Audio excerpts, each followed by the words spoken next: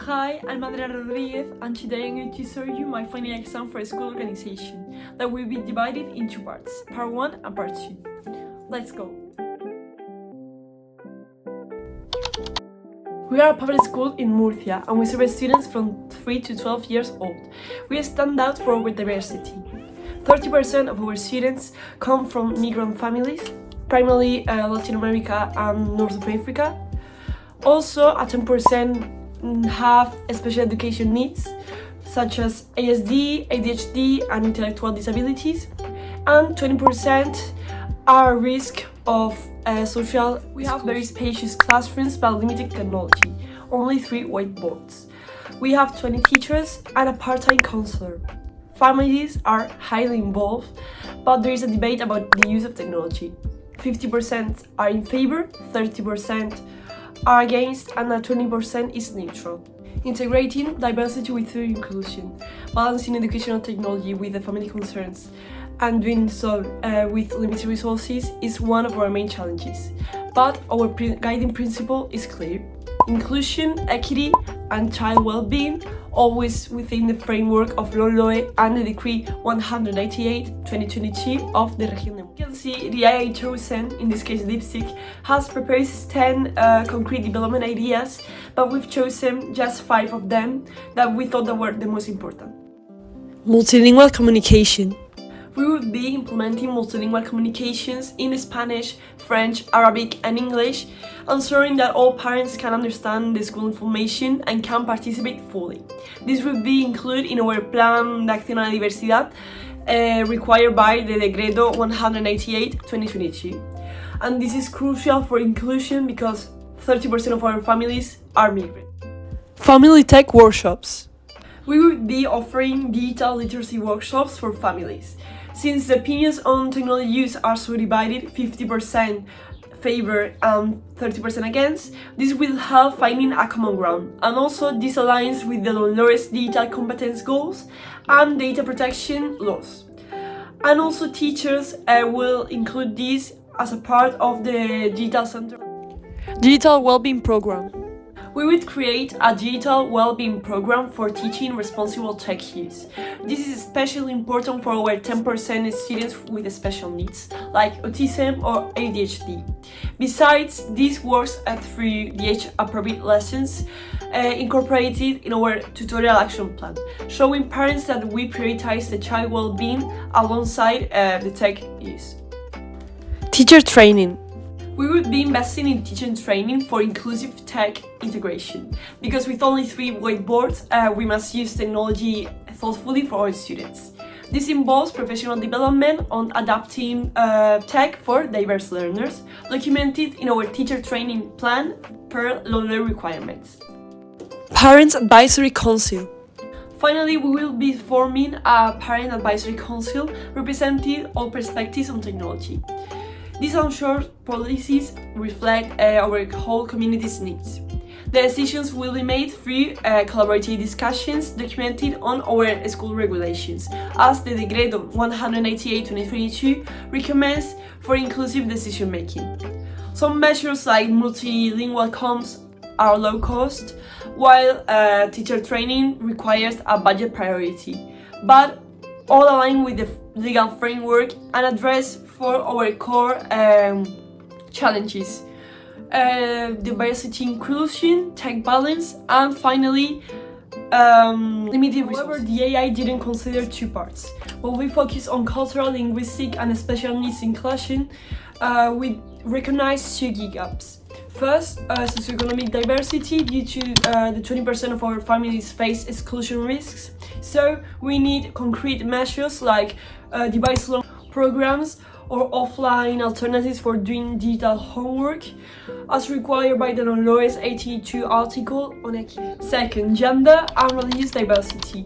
Our digital policy don't explicitly include LGBT+, inclusivity, or adaptations for religious practices like Ramadan. So we'll address this in our Plan de Conversación Educativa and future policy. So the next step will be to prioritize partnership for tech access and revise policies to ensure no student is left behind. The current proposed addresses effectively the relationship between students, families, schools and teachers, but we need to acknowledge the three critical gaps existing in our approach. First, we are missing out the opportunity to foster meaningful peer-to-peer digital relationships within structured programs like digital buddies for students with special needs. Second, we haven't fully leveraged potential community partnerships. Given our budget constraints, we should actively seek collaborations with town councils, NGOs, and local businesses because these external connections could provide vital resources to support our diversity and technology initiatives. Finally, we must better coordinate our limited specialist staff. With just one part-time counselor, we need to schedule monthly meetings between support staff and teachers to ensure consistent, effective tech adaptations for students with special needs. This coordination meeting would help maximize our limited resources while ensuring no student falls through the cracks. Addressing these three areas, peer relationships, community partnerships, and staff coordination, will create a more comprehensive and sustainable approach to digital inclusion in our school.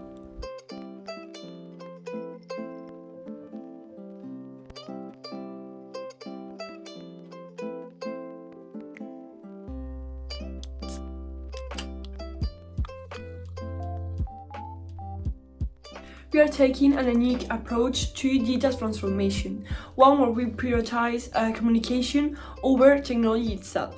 Why?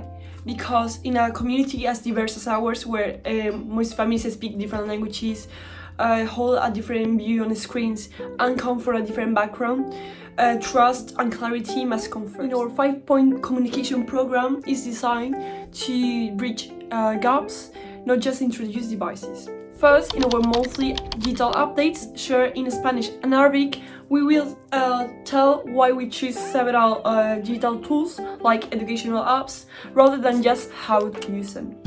So this isn't about selling technology, it's about demystifying it and meeting families where they are, a core principle of servant leadership. Second, we are empowering parent-tech liaison. 2 to 3 trained volunteers from different backgrounds who relay concerns in a neutral peer-to-peer way. This isn't top-down communication, it's distributed leadership, recognizing that trust often flows through community network and not just official media. We will be hosting a teacher tech storytelling, short, heartfelt stories in assemblies about how shy students, thanks to the tablet, participate in class, or how digital projects create a spark. This transformational leadership tactic humanizes tech, making abstract debates personal and relatable. But we are also creating a space for dissent. An anonymous feedback portal, physical and digital, lets hesitant families voice their concerns without fear of judgment. This democratic leadership approach ensures we hear all perspectives and not just the loudest ones. And finally, coffee with the principal. No agenda, no presentation, just open ears. This informal chat embodies authentic leadership, showing up, listening, and being vulnerable to criticism. But why this mix?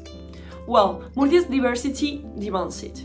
Language barriers require servant leadership. Polarized tech views need transformational storytelling, tight resources call for a distributed leadership. But thread tying it all together? Well, communication isn't just about announcing decisions, it's about co-creating them. So at this school, we're not just rolling out tech, we're building understanding, one conversation at a time. As a teacher working with the students who have intellectual disabilities, creating a classroom that supports inclusive learning means going beyond access. It's engagement, connection, and dignity. So in this context, there are 3 key elements of the diversity care plan that I will prioritize, and I'll be using as an example the life cycle of a plan during a science lesson. First, I'd focus on an individualized hands-on learning. Instead of using traditional written instructions, I'd use tactile cards, for example, seed, sprout, plants, paired with physical actions. For instance, we might pretend to grow like a plant, stretching our arms as we sprout. This kinesthetic learning allows the students with intellectual disabilities to engage in other ways that are natural and intuitive for them. And it's not just good practice, it's required. The Decreto 198/2022 mandates adapted tasks to meet diverse needs. Second, I will integrate structured collaboration through peer-buddy systems. Imagine Anna helping Luis press oil over a seed. That's more than learning, it's social development, empathy, and shared success. This strategy aligns with Article 80 of the LOLOE, which promotes inclusion not as a theory, but as classroom practice. Third, I relied on low-tech visual support. Tools like pictogram schedules using ARSAC symbols and materials like rough seeds or smooth leaves helps reduce anxiety and encourage independence. And it's important to avoid tech overload unless it's an app like AR Scanner that can genuinely support understanding. My approach is grounded in differentiated instruction, as Carol Tomlinson suggests that there is no one-size-fits-all in a real classroom. And using the universal design for learning framework, I ensure students can engage by moving, touching, seeing, etc. Because at the end, my goal isn't just participation, it's meaningful interaction. And even a kid who is non-verbal can teach the others how to use, for example, tactile cards. And in that moment, they are not just including, they are also participating and even leading. Throughout this course, I've realized that the school organization isn't just about schedules and rules, it's about people. A school thrives when students, teachers, and leaders work together to create flexible and inclusive structures. I used to think that organization meant strict routines, but now I see how innovative approaches like interdisciplinary projects or mixed-age classrooms can transform learning. One thing that really surprised me was how small changes like redesigning timetables can have a huge impact. And before this course, I never imagined how a 50-minute class block could limit deeper learning, or how breaking this mold could engage students more effectively. And then there's diversity. This course has shifted my perspective. It's not just about including differences, but valuing them. Every student brings unique strengths, and systems like UDL or peer networks are not just nice to have, are essential. So now I'm more aware of how easily bias can creep into schools, and I'm committed to challenging that, whether through culturally responsive teaching or advocating for equitable policies. Preparing this video has summed it all up for me, because it forced me to clarify my thoughts, reflect, and ask how can I turn all these ideas into action. So that's the mark that I hope I've earned, not just for understanding the theory, but for being ready to apply it. Because at the end of the day, education isn't just about systems, it's about shaping future. That's all, bye!